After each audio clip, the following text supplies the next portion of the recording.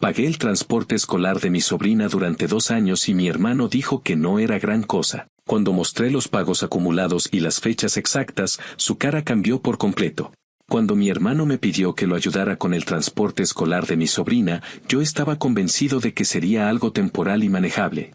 Casi como esas ayudas familiares que uno da sin pensárselas mucho porque imagina que durarán unos cuantos meses y luego todo volverá a la normalidad. Ellos estaban pasando por un periodo difícil, según me dijo, porque mi cuñada había perdido su trabajo y estaban ajustando gastos mientras ella buscaba algo nuevo. Me insistió en que la niña no podía quedarse sin transporte porque sus horarios no coincidían para llevarla y recogerla, y que mientras encontraban la forma de reorganizarse, si yo podía cubrirlo, se lo agradecerían mucho. Le dije que sí sin pensarlo demasiado porque mi sobrina es un amor de niña y porque nunca he tenido problema en apoyarlos cuando de verdad lo necesitan. Lo que jamás imaginé es que ese mientras tanto se iba a convertir en 2 años completos de pagos constantes, discretos, silenciosos y nunca mencionados por ellos como si fuera un recurso natural que simplemente brotaba en mi cuenta bancaria cada mes. La razón por la que seguí pagando tanto tiempo fue muy simple, nunca dijeron nada. Ni una sola vez. Yo esperaba que en algún momento, cuando la situación se estabilizara, me dijeran que ya podían hacerse cargo o que incluso ofrecieran cubrir una parte, pero la conversación nunca llegó. Cada mes yo entraba al portal del distrito escolar, hacía mi pago y seguía con mi vida. No me quejaba, pero sí me parecía extraño que jamás tocaran el tema. Pensaba que quizá estaban avergonzados o que no querían presionarme con falsas promesas, así que lo dejé pasar. Con el tiempo, esa ayuda se volvió parte de mi rutina financiera, aunque nunca era del todo cómoda porque no es como que yo ganara dinero de sobra. Pero tampoco quería dejar sin transporte a mi sobrina, sobre todo sabiendo que ella no tenía culpa de nada y que mis hermanos son de los que dejan para después todo lo que tiene que ver con organización. Todo explotó una tarde en la que salimos a comer por el cumpleaños de mi mamá. Fue una reunión tranquila, sin nada extraño en el ambiente. Mi sobrina estaba emocionada porque según ella, pronto ya no tendría que levantarse tan temprano para agarrar el camión, algo relacionado con un ajuste en la ruta.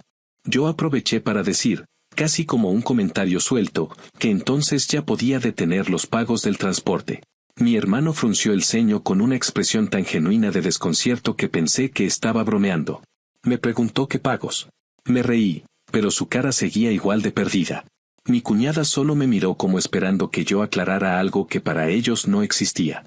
Les dije que los pagos del transporte escolar, los que yo había cubierto desde hacía 2 años, porque ellos así me lo habían pedido cuando estaban en apuros. La respuesta de mi hermano fue que no recordaba haber dicho que lo pagara tanto tiempo y que si yo quería haber dejado de pagarlo, solo tenía que avisarle. Y luego remató con una frase que me jodió profundamente porque no solo sonó desagradecida, sino incrédulamente descarada, que tampoco era para tanto. En ese momento, tuve que controlarme para no ponerme a discutir frente a mi mamá. Me limité a guardar silencio y seguir con el almuerzo como si no acabara de enterarme de que mi hermano llevaba 2 años actuando como si yo fuera un cajero automático. Cuando llegué a mi casa esa noche, me senté frente a la computadora y revisé todos mis movimientos bancarios desde aquel primer mes en que acepté ayudar. Fui anotando cada pago, cada recibo, cada confirmación. Terminé con un archivo lleno de capturas, fechas y montos que mostraban exactamente cómo había financiado el transporte de su hija durante 24 meses seguidos.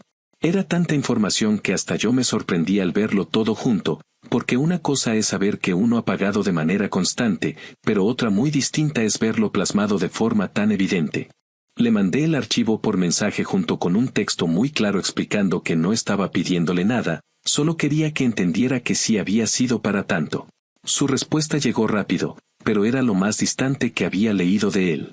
Me preguntó por qué había pagado tanto si él no me lo había pedido expresamente y que pensó que yo lo hacía porque quería ayudar, como si la ayuda pudiera convertirse mágicamente en obligación permanente sin que él tuviera la mínima consideración de mencionarlo en 2 años.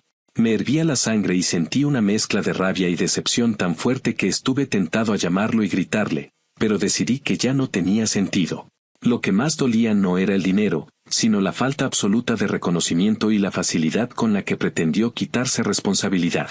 Esa noche, mientras procesaba todo, me di cuenta de que lo que realmente me tenía tan jodido no era el gasto, sino la forma en que él asumió que yo cubriría algo que le correspondía, sin siquiera considerarlo digno de mención. Fue un recordatorio brutal de que para él, cuando alguien le facilita la vida, eso simplemente se convierte en parte del paisaje.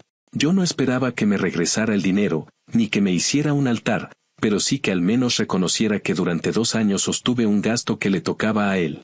Y más importante aún, que no se indignara cuando le recordé que así había ocurrido. Ese fue el punto en el que entendí que algo tenía que cambiar, porque yo ya no estaba dispuesto a seguir siendo el respaldo silencioso de nadie.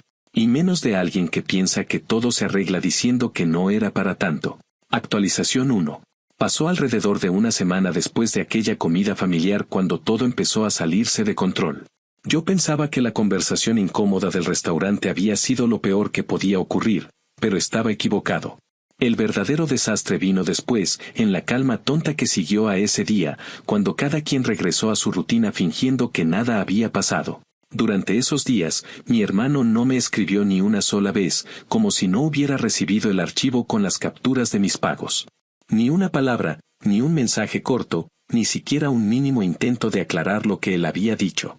Pero lo curioso es que tampoco esperaba que lo hiciera, porque conozco demasiado bien la forma en que siempre esquiva cualquier responsabilidad que lo incomode. La diferencia esta vez era que yo no estaba dispuesto a dejar pasar ese silencio como si fuera normal. Me quedé esperando que reconociera algo, lo que fuera, pero no llegó nada. El primer síntoma de que la situación iba a reventar vino de mi mamá, quien me llamó un martes por la mañana. Sonaba alterada y me preguntó por qué había discutido con mi hermano. Le expliqué, con paciencia que me costó demasiado, que no había sido una discusión, sino un reclamo legítimo sobre algo que él había ignorado durante 2 años. Mi mamá intentó suavizarlo diciendo que seguramente mi hermano estaba confundido o que tal vez de verdad no recordaba haberme pedido ayuda tanto tiempo.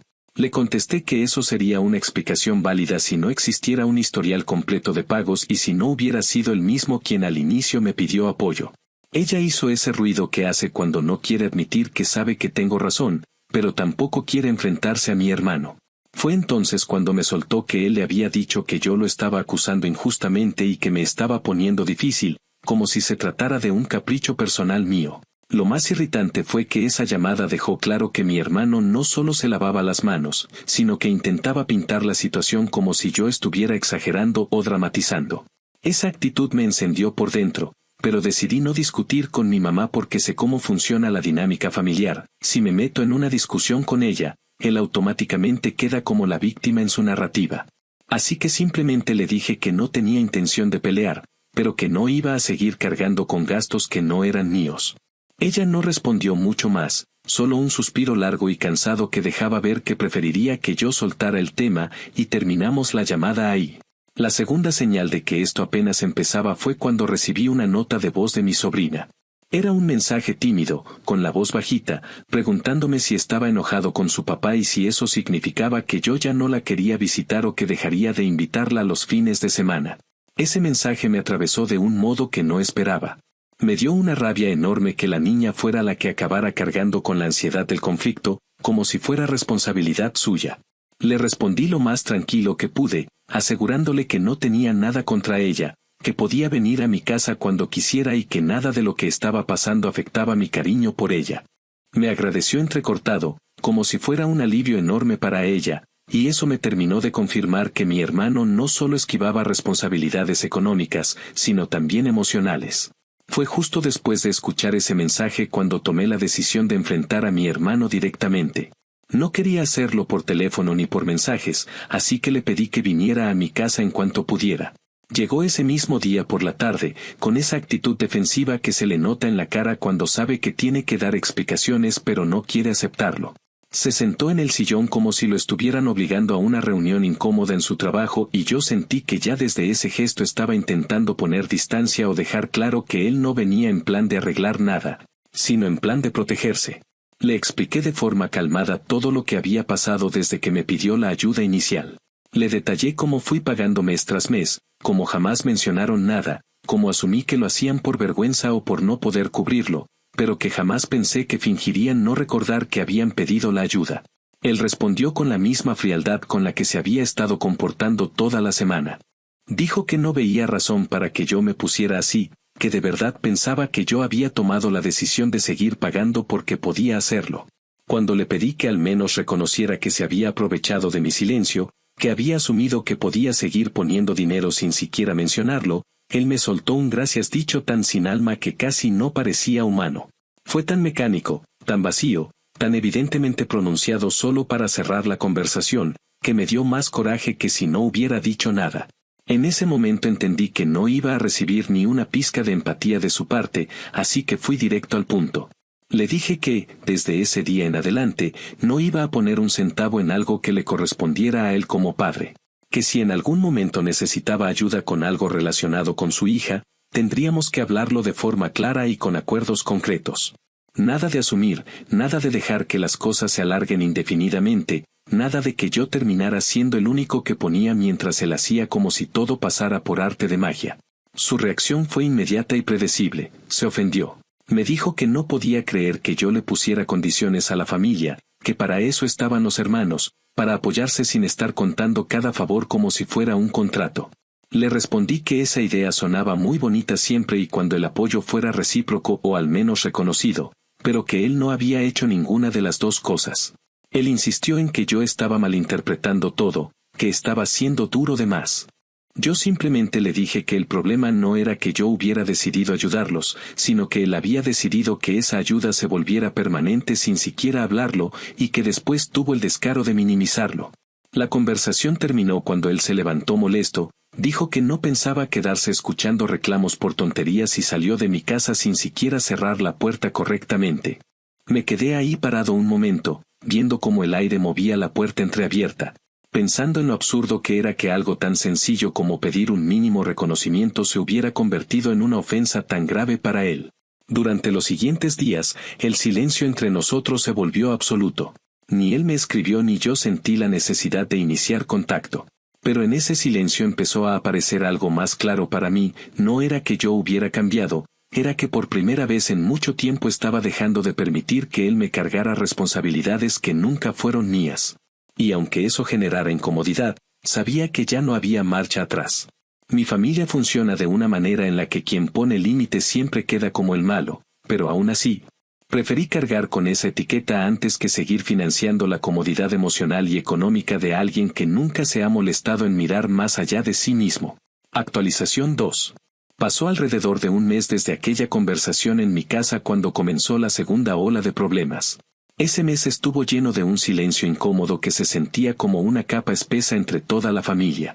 Mi hermano no me buscó para nada y yo tampoco hice el intento de contactarlo, no por orgullo ni por mantener una postura rígida, sino porque entendí que cualquier conversación que intentara tener con él iba a terminar en una versión nueva del mismo conflicto, en la que él insistiría en que yo estaba exagerando y yo tendría que explicarle algo que ya sabía pero no quería aceptar.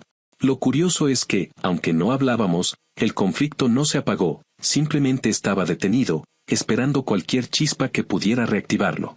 Esa chispa llegó de donde menos me lo esperaba, de una notificación del distrito escolar. La escuela envió un aviso general informando sobre cambios en el sistema de transporte. Explicaban que algunas rutas se habían reducido por falta de personal y que ciertas familias tendrían que pagar una cuota adicional por un servicio alterno mientras se reorganizaban los recorridos. Yo lo leí de manera casual, porque ya no tenía nada que ver con el transporte de mi sobrina, pero en cuanto terminé de leerlo supe, de manera casi instintiva, que tarde o temprano mi hermano iba a contactarme. Y así fue. No pasaron ni 2 horas cuando recibí un mensaje suyo, escrito con esa familiar mezcla de urgencia y manipulación suave que siempre aparece cuando necesita algo. Me dijo que la nueva cuota era un golpe fuerte para ellos, que justo ahora estaban teniendo gastos inesperados y que si yo podía ayudar solamente ese semestre, prometía que sería la última vez. Me quedé mirando ese mensaje varios minutos mientras decidía si valía la pena responder con explicación o con una simple negativa. Opté por lo más directo. Le contesté que no pensaba cubrir un solo gasto más relacionado con su hija. No agregué sermones ni recordatorios ni comentarios sobre nuestro conflicto previo. Solo uno claro y simple. Su respuesta tardó, como si estuviera calculando el tono correcto con el que debía reaccionar. Cuando finalmente llegó, decía que no podía creer que yo estuviera actuando así, que parecía que lo estaba castigando por algo que, según él, había sido un malentendido. Me pedía que pensara en mi sobrina, en lo difícil que era para ella lidiar con cambios y que lo menos que podía hacer era apoyarlo esta vez para evitarle más estrés a la niña. Esa última parte me encendió por dentro. Era evidente que estaba intentando usar a su hija como escudo emocional. Le respondí que precisamente por ella yo había pagado 2 años completos sin decir nada y sin pedir nada a cambio, pero que ya no iba a permitir que me manipulara insinuando que yo era responsable de las consecuencias de sus decisiones. Le dije que la tranquilidad de su hija dependía de él, no de mí, y que ya era momento de que se hiciera cargo. Esa vez no respondió de inmediato.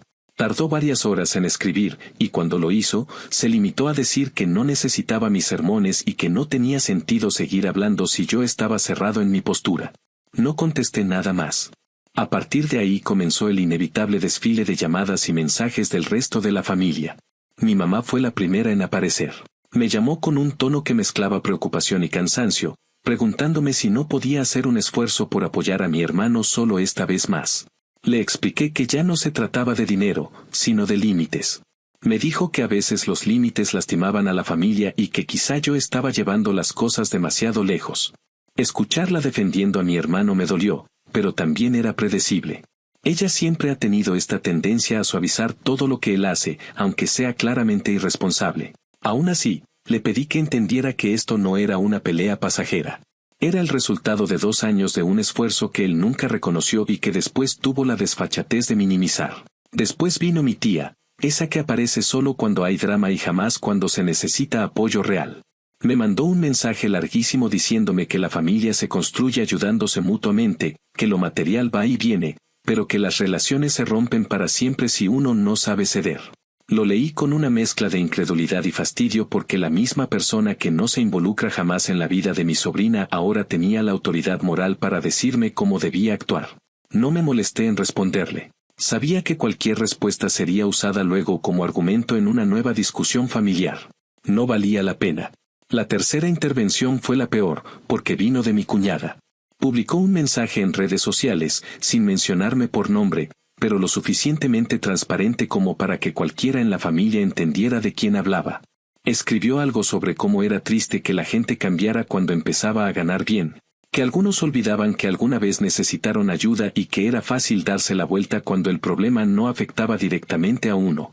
Esa publicación me la mandaron como 10 personas, todas preguntando si tenía algo que ver conmigo.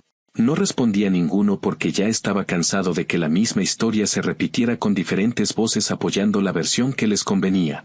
Lo que más me sorprendió fue la forma en que mi hermano manejó el asunto una vez que vio que empezar a presionarme directamente no funcionaría.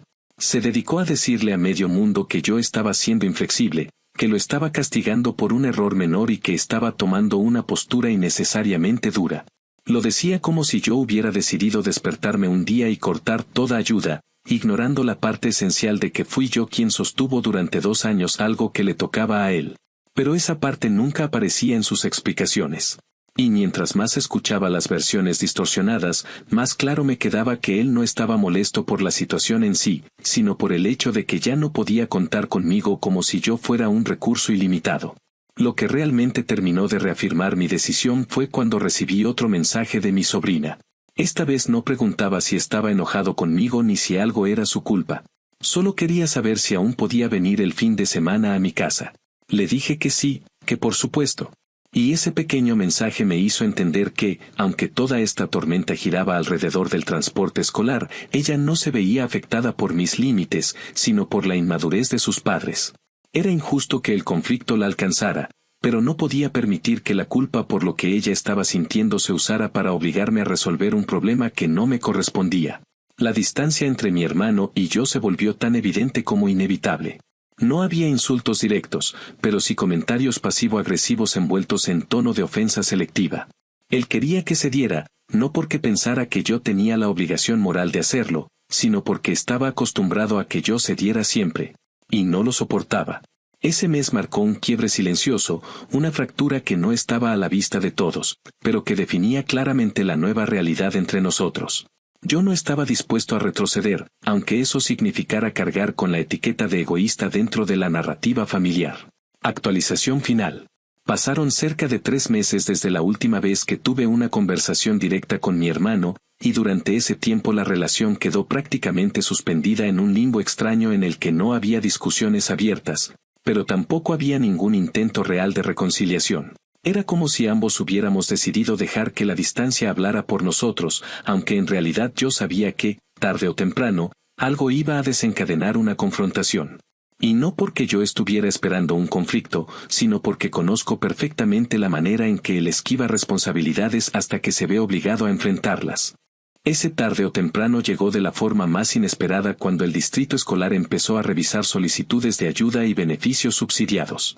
Yo no tenía idea de que mi hermano había solicitado algún tipo de asistencia económica, pero al parecer lo había hecho, y en ese proceso surgió toda la verdad que él había estado intentando envolver en excusas. La llamada llegó una tarde cualquiera. Yo estaba en mi trabajo cuando mi teléfono vibró con su nombre en la pantalla. Dudé en contestar, porque sabía que no iba a ser un saludo cordial, pero aún así respondí. Desde el primer segundo supe que venía con la adrenalina cargada. Su tono era agresivo, agitado, como si hubiera estado discutiendo con alguien más justo antes de marcarme. Me preguntó si sabía lo que había pasado, sin dar contexto. Le dije que no tenía idea y me respondió que el distrito escolar había rechazado la ayuda que había solicitado, y que eso, según él, era mi culpa. Me quedé en silencio unos segundos tratando de procesar cómo podía ser culpa mía algo que yo ni siquiera sabía que él había pedido. Entonces empezó a explicarlo casi a gritos. Dijo que cuando le preguntaron por los gastos del hogar y los costos relacionados con su hija, la trabajadora social le mencionó que en los registros aparecía un tercero cubriendo el transporte escolar durante un periodo significativo. Me dijo que la mujer le preguntó si esa ayuda seguía activa, si era un acuerdo formal, si ese tercero contribuía regularmente a otros gastos. Él, acorralado, tuvo que decir que ese tercero era yo. Fue ahí cuando la trabajadora social le explicó que, debido a que esos pagos existían, aunque ya no estuvieran activos, técnicamente no podían considerarlo como padre único responsable del gasto. Había evidencia de que durante 2 años consecutivos dependió económicamente de un familiar directo para cubrir necesidades esenciales de su hija, y eso, según los criterios del programa, podía interferir con su elegibilidad. Cuando él terminó de explicarlo, lo hizo de una forma que dejaba claro que necesitaba culpar a alguien y que yo era el candidato perfecto. Me dijo que todo esto no habría pasado si yo no hubiera hecho tanto drama por unos pagos que él consideraba insignificantes, y que ahora la negativa del distrito les estaba provocando una carga económica mucho mayor. Dijo textualmente que yo había arruinado algo que podría haber sido una ayuda enorme para su familia. Lo escuché desahogarse, pero en ningún momento lo interrumpí. Esperé a que dejara de hablar porque no tenía sentido intentar razonar con él mientras estaba en ese estado. Cuando finalmente hizo una pausa, le pregunté calmadamente si de verdad esperaba que yo asumiera responsabilidad por una consecuencia directa de su propia negligencia. Le recordé que él fue quien decidió ignorar el tema durante 2 años, quien fingió no recordar que me había pedido ayuda y quien optó por minimizar el esfuerzo que yo había hecho. Le dije que no era mi culpa que el distrito escolar tuviera lineamientos estrictos y que tampoco era mi obligación haberlo mantenido a él en una mentira conveniente que ahora se le había derrumbado.